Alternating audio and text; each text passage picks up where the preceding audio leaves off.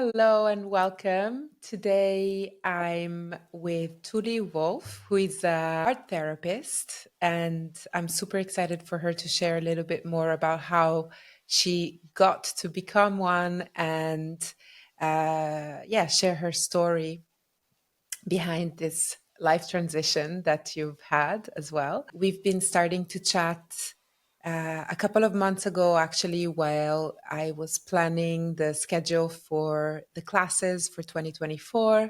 And Tuli will be hosting a class on art therapy and intuitive painting later on in the year.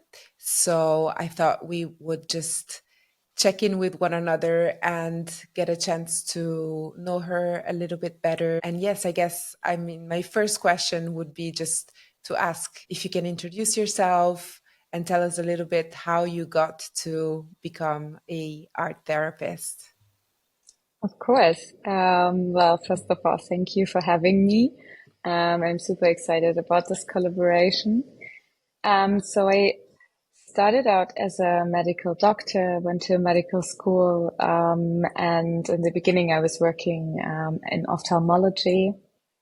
And very soon I realized that there were a lot of mental health issues that had no space to be addressed in that kind of system that I was in. I realized how connected the mind and the body actually are. And since I was always painting, drawing, trying new things myself, I then, came across the term of art therapy. And it was like also a very intuitive process actually, because I didn't know a lot about it, but then I was just like, okay, this is what I need to do, and applied for the school to do a master's degree in Berlin. And then I got in and I started it, and I was like, wow, this is exactly what I need to do. Yeah. Yeah.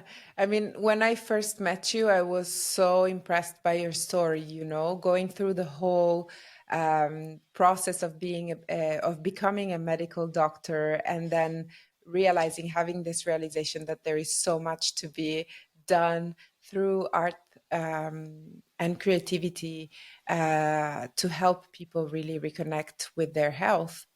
And it really spoke to me because creativity is one of the pillars of holistic health.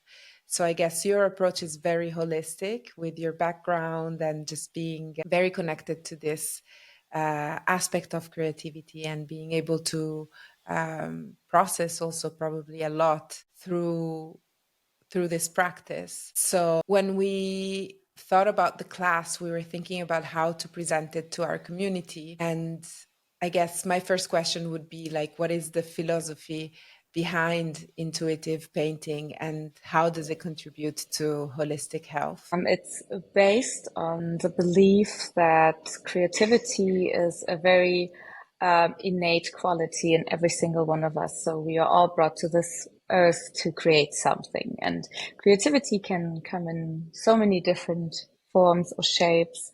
Some people are more into drawing or like other kinds of fine arts.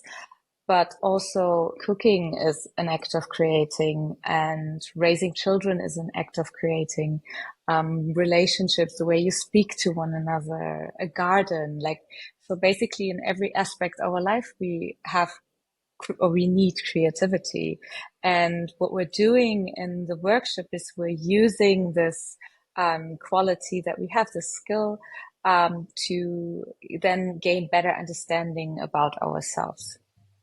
So we get to access unconscious material. So we are not driven by things that we don't understand, because we all have a lot of feelings, but we don't always have the time and the space to feel those feelings, which also has a purpose. So you can't burst out in tears at every single given moment. There's a time and a place for that. But the more we suppress these emotions, the bigger they become, and also the more confusing they become, because then we start, for example, lashing out at people, or reacting in a certain way that is also harmful to ourselves. And this creative way to address these emotions is great, because we then externalize these emotions. We can take a step back. We can look at them from like a calm state of mind. And then we understand why we're here and why we feel what we feel and why we react in a certain way. And it also deepens our intuition. So also our relationship to ourselves. The more we get to know ourselves, the better we are in touch with ourselves. And so if we think about health as something that influences all aspects, like the mind, the body, the spirit, and it's all connected. We cannot just say this is only a mental issue and this is only a physical issue. They're always connected to one another. And creation is very often also a physical process.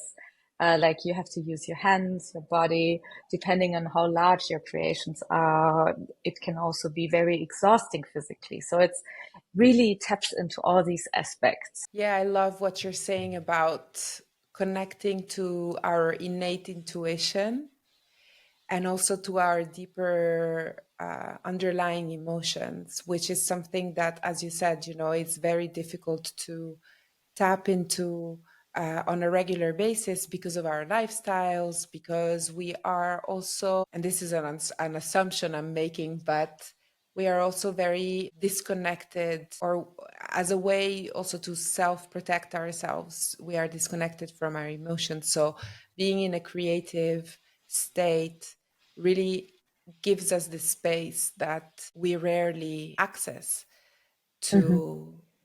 to work on those deeper lying emotions. So that's great. Thank you so much for giving your insight. And yeah, I guess maybe you can go a little bit deeper on how accessing our intuition actually helps individuals to confront and also process these emotions. Yeah, so I think we all probably heard this saying, feelings are for feelings. So we have these emotions and we need to feel them, as I said earlier, otherwise they will take over and take over control. But sometimes it can be really tough, and we also have trouble addressing them verbally, because language is something very rational and emotions are not rational. So if we're trying to explain something irrational in a rational way, we can very often lose words or they might fail us. So I think in creation, you immediately deal with emotions, even if you don't realize it in that moment, but it just flows. And the more intuitive that process is, so meaning the less you focus on a certain technique or a certain outcome, so the more you engage in a dialogue with the painting, with the color, or with the shapes, or with whatever the material is that you're using, the less control you have over it, and the deeper the source is of what is surfacing here. So when we feel the emotions and we can then address them from this space of calmness and centeredness, we can also make immediate actions, like we can change something in the creation, in the artwork. For example, I once had a client and she had a lot of difficulties with her self-confidence, and she always had this sense that everybody was looking at her and thinking, oh, you can't do anything right. So she created this collage with all these people staring at her, and to feel safe in that situation, she created a frame around the work just so she can feel held in that very moment. And I think there are a lot of different interventions that you can then make to also alter the state that you're in right now and to balance it out. And then there's also the symbolic Yeah. aspect. So whether it's an abstract work or not, we always have symbols in our artwork. A color has a symbolic meaning, different shapes, how they are arranged, how they are connected to one another. And then we can also address this. We can talk about, like, what is the meaning behind my work? So we have the process and we also have the symbols that we create in the process. Beautiful.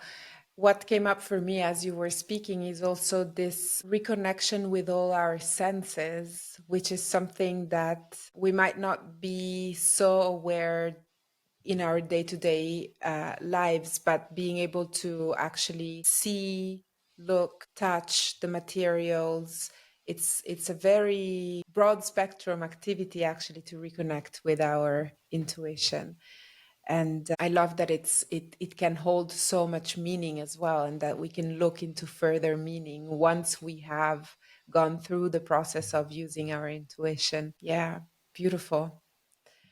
Yeah, and I think And what you said, sorry, senses, yeah, about the senses also, when you focus with different senses on one activity or one aspect, then it also centers you in the here and now. So you're being like fully present, like you can also smell the color, like everything is very centered and focused. how do you think that the structure of this class that you're going to be hosting facilitate like a deeper connection between the participants and their unconscious minds? So first we will start with a little meditation, which then invites you to center yourself in the here and now, to remove maybe the clutter of your daily life out of your mind, remove expectations, judgment, to really be present. And then the next challenge would be to not try to control the process, but rather being guided by what is given to you. Like you can then enter a dialogue with the colors or shapes or whatever is happening. And without overthinking it, just getting into this creative flow. And the less you engage your rational mind, intuition, like the more space for your intuition will be created in that moment. And then later you have it on paper, and then we can come back to, okay, let's make sense of what we're seeing or what happened. So, yeah, so that's how you Yeah. then gain this bigger understanding. Yeah. And I love you've mentioned it also already a couple of times, but this idea of letting go of control, it's really promising, because I know how hard it can be sometimes for myself as well to just trust the process and not fall into patterns of perfectionism, Mm-hmm. and just really engaging with the activity in a uncontrolled manner, which we rarely have the permission to be out of control and to just be deeply connected with this inner intuition. So I'm really curious to see how this will unfold during the class. Yeah. And yeah, I'm really also curious what effects, what experiences the participants will have.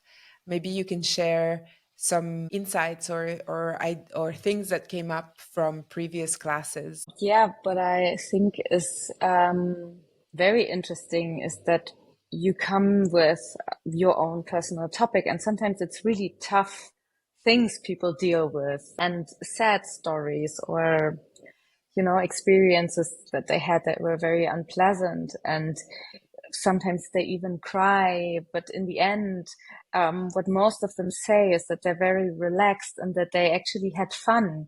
And I think we are very often taught that if we want to work through something, if we want to experience transformation, it has to be painful and we need to suffer for that. And I believe that we can also do it in a playful way. It doesn't always have to be so hard. And that is what art promises. And yeah, the other thing is um, that some people often create things they would never do in their normal life. And they're like, oh, I never draw like this, or I never paint like this. And then in the beginning, they can't really sometimes make sense of it. but within the group, then they also gain a new perspective on things. So maybe somebody has an idea they never thought of, and then after a couple of days, it sinks in and they can then accept it and be like, oh yeah, maybe there is something to it. So there's always the surprise factor as well. That's beautiful. Like being surprised by oneself. This is definitely something that I look forward to experiencing myself through the class. And as you were talking, and also coming back to this theme of control, I was thinking, how can we convince as many people as possible to take part in this class, even those who have no artistic skills, or even the most skeptical people? How can we convince them to give this intuitive painting class a try? So I always say that the healing power of art is not just for artists.